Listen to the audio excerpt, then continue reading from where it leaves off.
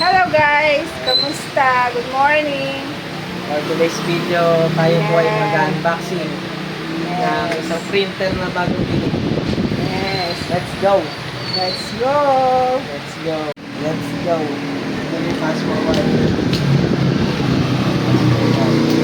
Ayan guys, this is our new printer. Canon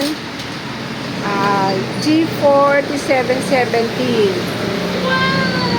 Wow! Wow!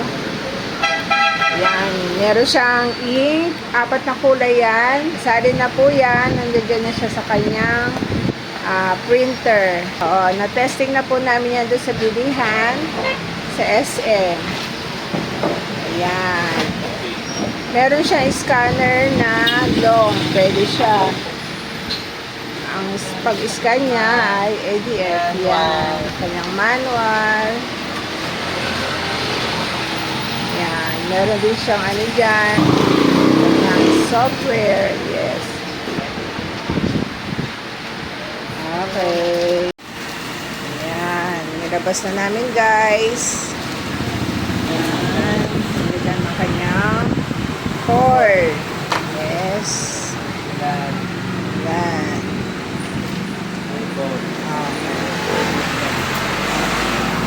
Yan, yung pinagkalagyan niya, yung nandiyan na sa printer yan sa loob.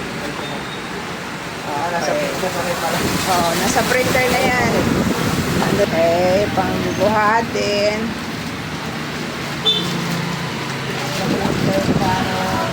Yes. Wow. Canon. Yes.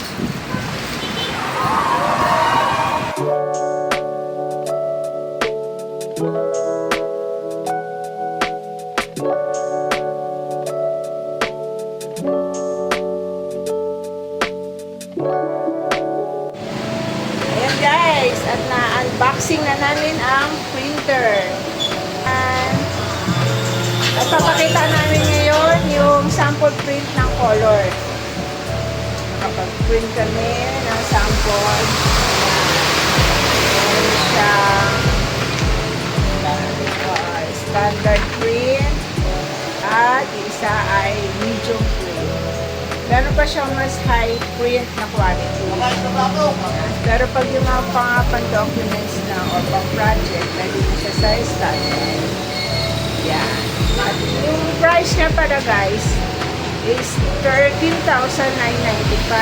Pero naka-promo siya, kaya nabay ko siya ng 13,495. Naka-save ng 500. Wow!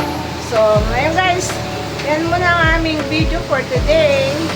So, see you on next video. Thank you guys. Bye!